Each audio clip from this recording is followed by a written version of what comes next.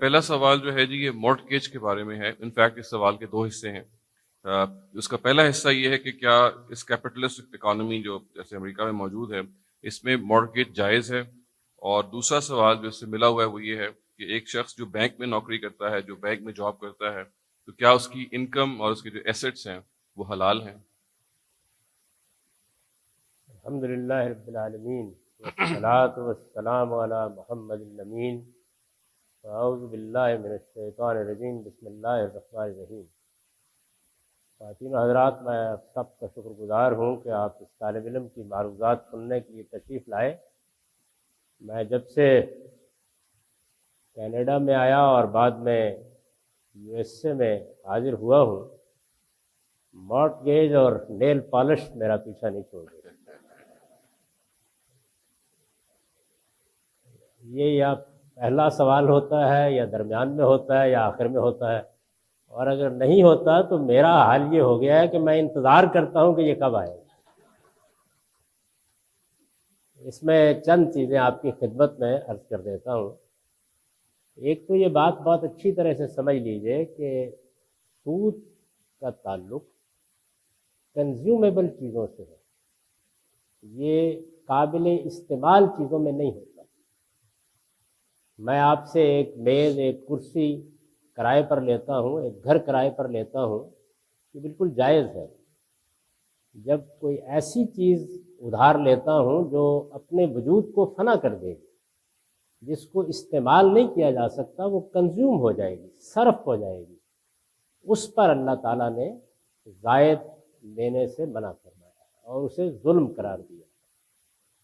تو مارٹگیج میں جب آپ گھر لیتے ہیں یا آپ کوئی گاڑی لیتے ہیں یا کوئی آپ مشینری لیتے ہیں تو اس میں روپیہ شے میں بدل جاتا ہے، یعنی ایک چیز وجود میں آ جاتی ہے، خواہ وہ گھر کی صورت میں ہے یا گاڑی کی صورت میں.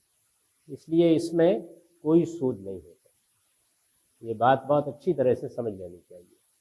یعنی کسی یوزیبل، کسی قابل استعمال چیز میں جب روپیہ بدل جائے گا تو پھر اس میں سود کا کوئی سوال نہیں ہے. جو کچھ آپ زائد دیتے ہیں وہ اس کا کرایہ محسوب ہو جائے گا، کیونکہ آپ نے اس چیز کو استعمال کیا ہے. تو اس لیے اس میں کوئی چیز ناجائز یا حرام نہیں. دوسرا حصہ جی بینک جاب کے بارے جی میں وہی عرض کرنے والا تھا.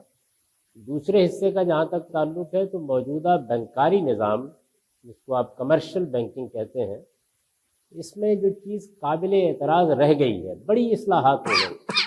یعنی مہاجنی سود سے، یوجری سے لے کر انٹرسٹ تک دنیا نے بڑا سفر طے کیا ہے، اور بینکاری نظام بھی پچھلے 200-250 سال میں بے شمار تبدیلیوں سے گزرا ہے.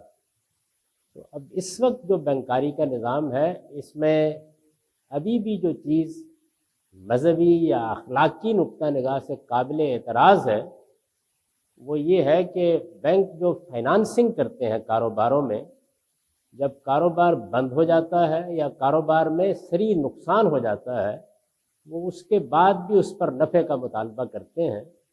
اگر وہ اس کے بعد یہ طے کر لیں کہ اب صرف پرنسپل یا اصل زر کا مطالبہ کیا جائے گا تو پھر کوئی اعتراض اس پر بھی باقی نہیں رہتا. لیکن یہ اصلاح ابھی ہونا باقی ہے. میرا اپنا احساس یہ ہے کہ جلد یا بدیر یہ اصلاح بھی ہو جائے گی. تو جب اصلاحات کا ایک عمل ہوتا ہے تو ادارے موجود ہوتے ہیں. میرے نزدیک اس وقت بینکاری نظام کی بالکل وہی نوعیت ہے جو قدیم معیشت میں غلامی کی تھی، سلیوری کی تھی. اس میں خرابی ہے، اس کو درست ہونا ہے، اس کی اصلاح کے لیے ہمیں بھی کردار ادا کرنا ہے. اور یہ جو بات میں نے آپ سے عرض کی، اس کو علم کے ساتھ، استدلال کے ساتھ سمجھانا ہے.